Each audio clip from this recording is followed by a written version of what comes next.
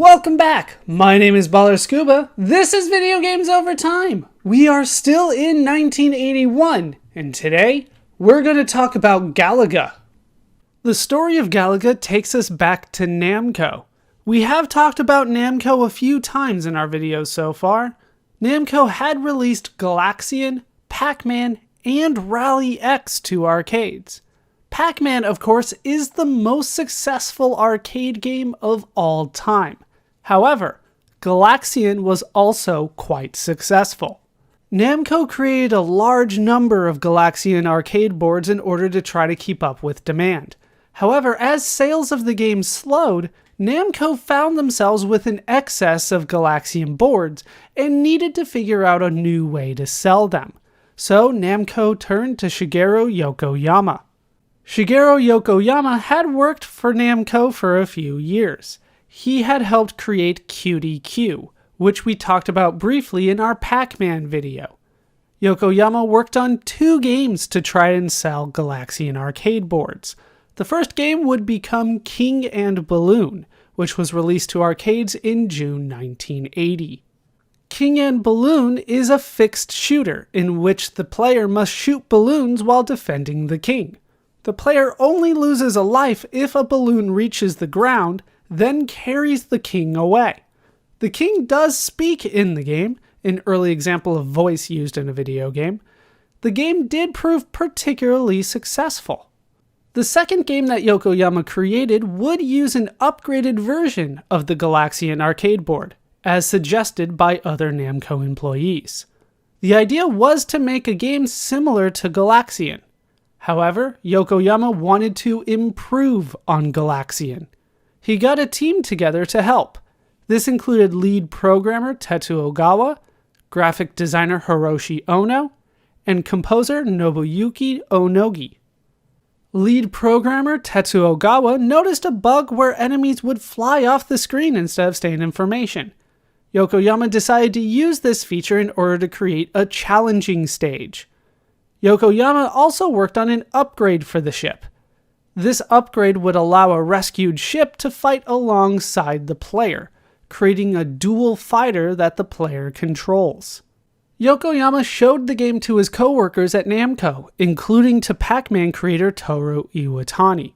It proved to be popular at Namco. However, when the game was location tested, it was not very successful. The reason was that players were too successful able to play the game too long on a single coin. So Namco executives instructed the team to make the game more difficult. Galaga is a fixed shooter video game. The player controls a spaceship at the bottom of the screen that must destroy the Galaga forces before they destroy mankind. The Galaga forces will fly in formation, shooting at the player, then dive towards the bottom of the screen. There are 4 large ships at the top of the formation, known as the Boss Galaga, which take 2 hits to destroy. These bosses have a tractor beam, and if the player's ship gets caught in the tractor beam, the Boss Galaga will fly to the top of the screen with the captured ship, costing the player a life. Rescuing this ship by destroying the Boss Galaga while it is diving down toward the player will create a dual fighter. If the Boss Galaga is destroyed while in formation, the captured ship will turn on the player and fight as an alien. As the player progresses, the levels get more difficult, with the enemies becoming more aggressive with their firing rate and diving down rate. In the challenging levels, the aliens fly in a preset formation and do not fire at the player. Namco released Galaga to arcades in Japan in September 1981. Midway Games would release Galaga in North America the following month, in October 1981. And that is the history of Galaga. With that now told, it's time to play the game for ourselves. And here we are in the game. This is Galaga. As you can see visually, it's going to be very similar to Galaxian. After all, it's basically an upgraded version of Galaxian. But I think that it is improved in many ways. As you can see, we have the Boss Galaga at the, well, kind of in the demo here. You get more points for taking them out. Of course, you get more points if they're diving towards you, all that kind of stuff. If you have not seen me play one of these fixed shooters before, I'm not particularly good at the game. I think that I am decent at it, but don't expect great things coming from me as we play this. There's not too much to talk about when it comes to this game. What you see is what you get. So let's go ahead and drop a quarter in and play our game. See if I can get up to the high score. That's probably my goal, to get 20,000 points. And that might be something that I can do. Alright, we took out one of the bosses already. I'm going to try to focus on defense. I want to live longer, and that if that means that it takes me longer to take everybody out, then I'm just going to have to be okay with that. Notice that the bees, the yellow ones, they kind of circle around the bottom and come back up for you when they dive bomb. So definitely something to keep an eye out for. The butterfly looking ones, the red ones, the red and blue ones, they don't circle back around, so a little bit easier to take them out. Or at least to avoid getting hit by them. Alright, made it to stage 2 without dying. That is good. I like that. I don't think that's going to happen this time. I probably won't make it to stage 3 without dying. But we'll see what I can do. It's not like I plan on dying. Sometimes it just happens. Alright, we're doing okay. Which way are you going to go? You're going to go left. Yeah, they circle around a bit. Take you out. Alright, well, we made it to stage 3, the challenging stage, so I get to show that off as well. Yeah, they don't fire at you. But we did get a good amount of points there. Yeah, I don't have these stages memorized by any means, but I think I'm doing alright nonetheless. Not getting all of them, but I'm getting a good amount. Alright, number of hits, 25. Bonus, 2,500. Alright, we're getting close to being able to get a high score here, but, you know, things are going to get harder very quickly. Or at least it felt that way before.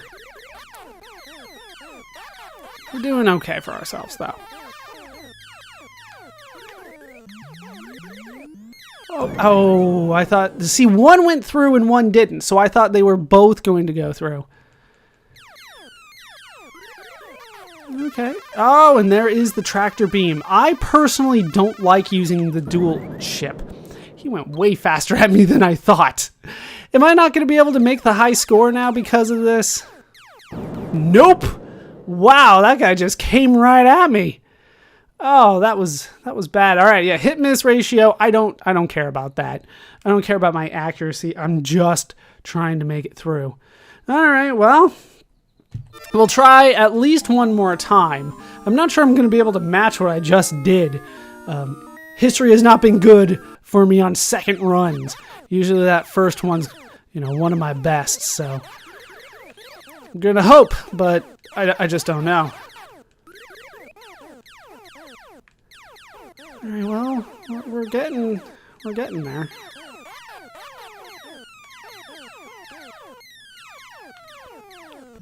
All right, you're going to circle around that way, so let's get through you there. Didn't get you.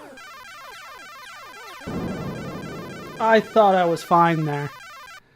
I thought it was fine. The reason I don't like the dual ship is because it does let you fire twice, but it's a much bigger target, right? You're twice the target to get hit.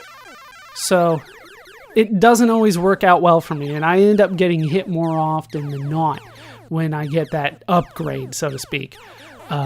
That's probably just the way that I play it. I'm sure a lot of people will love having twice the firepower, but for me, it is much more about the defensive problems in this game than the offensive problems. right there, especially these guys, when they circle around, if I'm anywhere close to them, I'm going to get hit if I'm a dual fighter. But if I'm just the single fighter, then I stand a chance of getting through. But I don't today. We'll probably have to do one more run, see if I can get close to where I was before. I did get 19,000, just not 20,000 that I needed in order to get the high score. Really? Maybe the dual fighter would help there, but... Alright, we made it to the challenging stage. Usually it's somewhere around the middle that they kind of come down and... that was not good. Alright, got all of them. Oh, missed him.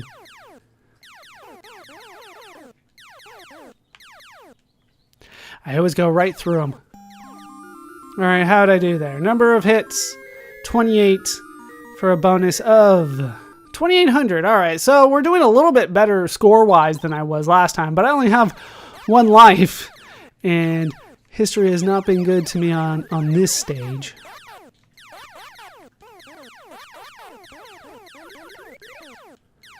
We got a couple bombers right out the gate. They just circle off and start diving at me.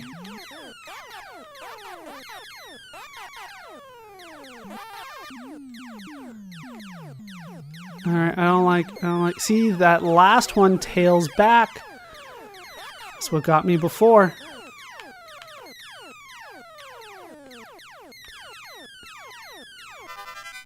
Alright, well, I was able to get the high score. Somehow. So I did get an extra life. Alright, just one more to go. There we go. On to stage 5. So now you can see what happens when you make it a little bit further. Oh, of course they went right at me. No chance for a dual fighter here. You have to have 2 lives to create one, right? You have to be able to lose a life in order to get one. All right, so that's about as best as I can do. 38%. Like I said, that's not nearly as important to me. All right, so let's put in my name. We'll go this way. And this way. And this way. Alright, so that is my name. That's about as good as I'm going to do, so I'm going to call it there. That has been Galaga. And with the game now play, it's time to talk about how the game holds up today. Playing the game today, I do have to say that it is fun. It is arguably the best fixed shooter that we have played to date.